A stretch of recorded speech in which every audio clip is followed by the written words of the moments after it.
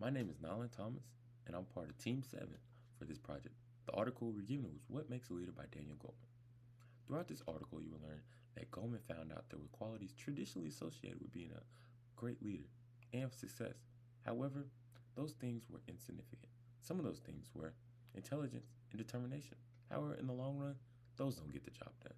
Emotional intelligence is what is very important. That shows what an effective leader is. Throughout the article, you will learn about self awareness, self regulation, motivation, empathy, and social skills. Every business person knows a story about somebody that was very skilled and very smart, but ultimately didn't get the job done. All effective leaders are alike in one way, and they have a high degree of what is known as emotional intelligence. And as you go throughout the rest of this presentation, you'll learn that a person may have the best training in the world, but won't make a great leader. So I'll pass it off to my group mate, and they will talk to you about the key ideas and main points of this project.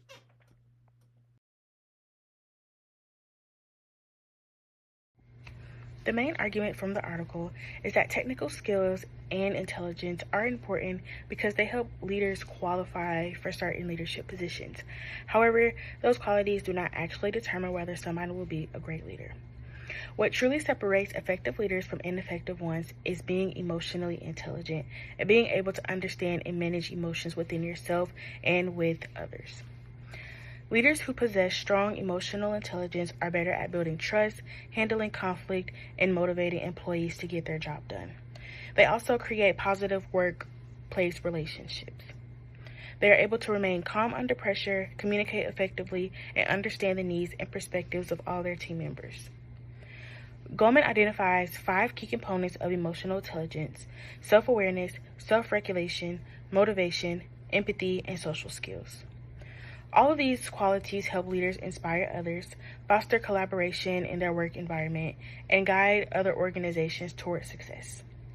Research suggests that emotional intelligence is often a way stronger predictor of leadership effectiveness than having a good resume, a high IQ score, or having technical expertise in that field alone.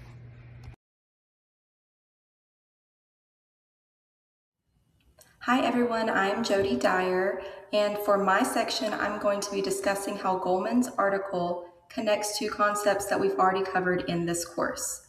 The first connection is to authentic leadership. In the article, Discovering Your Authentic Leadership, we've learned that effective leaders have a strong understanding of who they are, including their values, strengths, and weaknesses. Goleman's article reinforces that idea through the concept of self-awareness. Both sources suggest that leadership starts with understanding yourself before you can effectively lead other people. Another connection is to Cotter's article, What Leaders Really Do. Cotter explains that leaders create direction and inspire people to move toward a shared goal. Goleman's article helps explain how leaders do that. Emotional intelligence gives leaders the ability to build trust, communicate effectively, and gain commitment from others rather than simply relying on authority or expertise. Together, these two connections highlight that successful leadership depends not only on what leaders do, but also on how well they understand themselves and connect with others.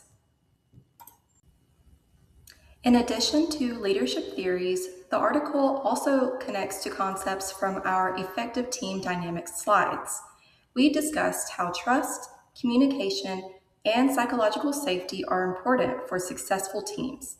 Goleman's ideas about empathy and social skills support those concepts because emotionally intelligent leaders are often better at creating environments where people feel comfortable sharing ideas, asking questions, and working together.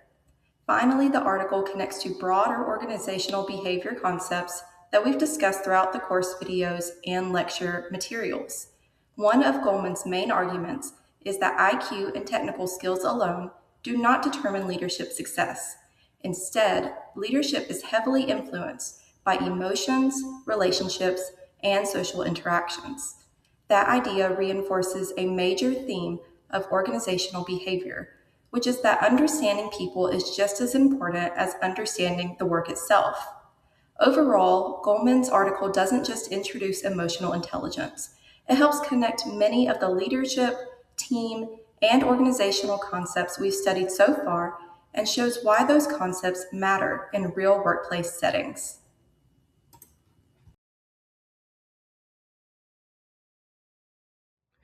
Emotional intelligence becomes most important when leadership moves from theory into real situations.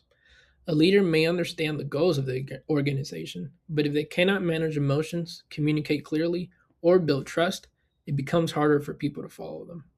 The first idea is to know yourself. In the article, Goldman explains that self awareness is a major part of effective leadership. This means leaders understand their own strengths, weaknesses, emotions, and values. For example, if a leader knows they get frustrated under pressure, they can be more careful about how they speak to their own team. That awareness helps prevent their emotions from negatively affecting others. The second idea is to pause before reacting. This connects to self regulation.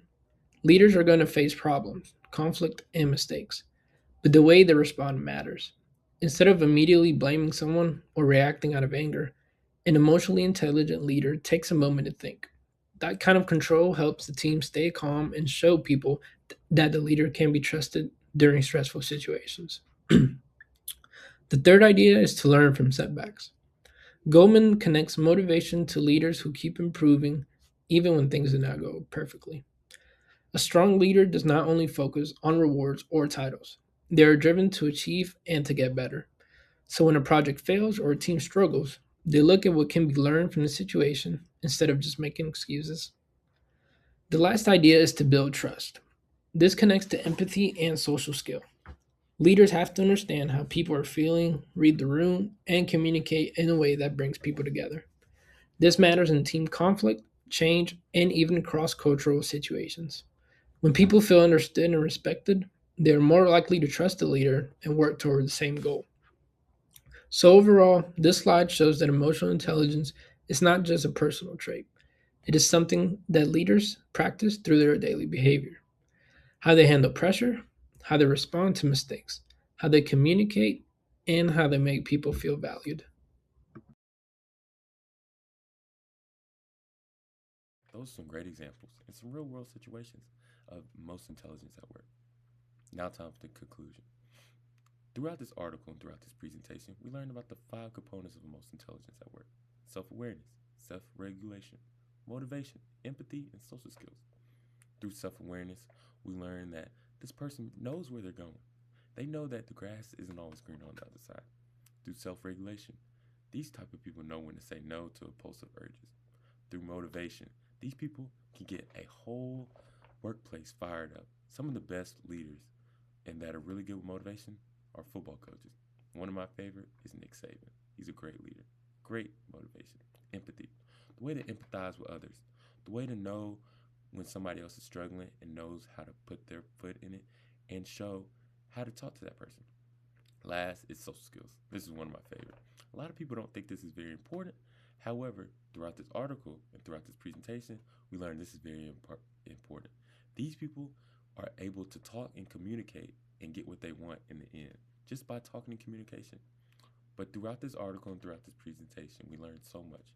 And we learned how to be a great and effective leader, you have to have really good emotional intelligence. And that's it for Team 7. We really thank you, and that's all.